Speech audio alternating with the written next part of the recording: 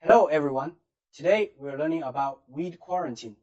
Weed quarantine is like a solid line of defense that can effectively prevent the spread and dispersal of dangerous weeds, protecting our agricultural production, ecological environment, and biodiversity. First, let's clarify the concept of weed quarantine. Weed quarantine, simply put, is based on plant quarantine laws and regulations formulated by the state, using scientific methods to inspect and treat weeds and other harmful organisms, preventing dangerous weeds from spreading and expanding with the transportation of plants and their products between international and domestic regions. So what is the important significance of weed quarantine? We can say the significance is tremendous. From an agricultural production perspective, once dangerous weeds are introduced and spread, they compete with crops for nutrients, water, and sunlight, seriously affecting crop growth and development, leading to crop yield reduction or even total crop failure. For example, Eupatorium adenophorum, it originated in Central America, later was introduced to Yunnan and other areas in China. It secretes allelopathic substances, inhibiting the growth of other surrounding plants, invading farmland and pastures, causing huge losses to agriculture and animal husbandry. From an ecological environment perspective, invasion of alien weeds destroys local ecological balance, alters ecosystem structure and function, threatening the survival and reproduction of native organisms. Therefore, weed quarantine is an important means of ensuring agricultural production, safety, and ecological environment stability.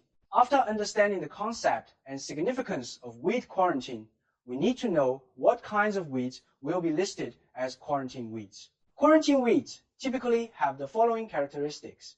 First, they have strong adaptability and competitiveness, can rapidly grow and reproduce in new environments. Second, they pose serious harm to crops, ecological environment, or human health. Third, they are easily spread and dispersed through human activities. China has formulated a strict quarantine weed list.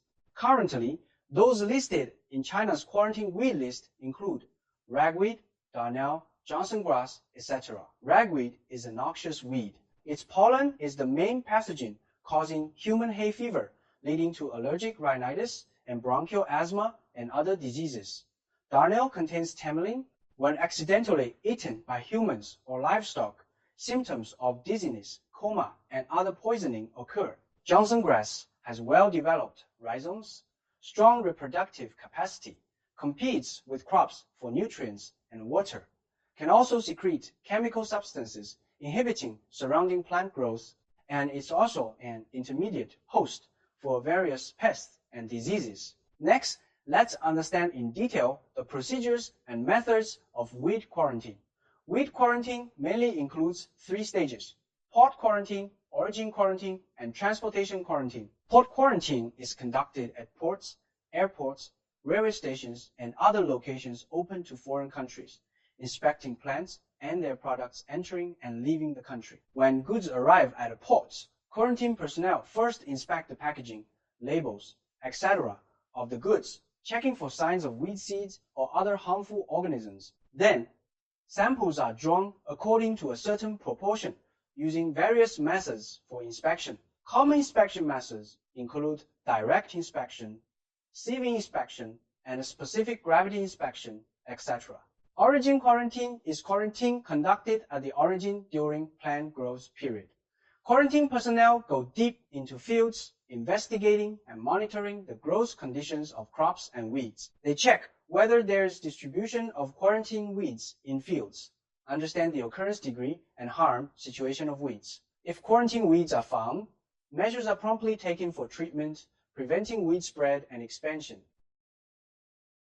Transportation quarantine is quarantine conducted on plants and their products transported between domestic regions. Before transportation, cargo owners need to apply for quarantine from local plant quarantine agencies. Quarantine personnel will inspect the goods, and only after confirming compliance with quarantine requirements will they issue plant quarantine certificates. Plants and their products without quarantine certificates are not allowed to be transported.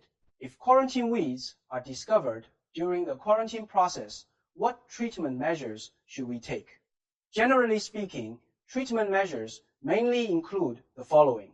First is return or destruction. For plants and their products seriously infested with quarantine weeds, to prevent weed spread, goods will be returned to the country of origin or destroyed. Second is pest elimination treatment. For goods with lighter infestation levels, physical or chemical methods can be used for pest elimination treatment. Physical methods include heat treatment, radiation treatment, etc.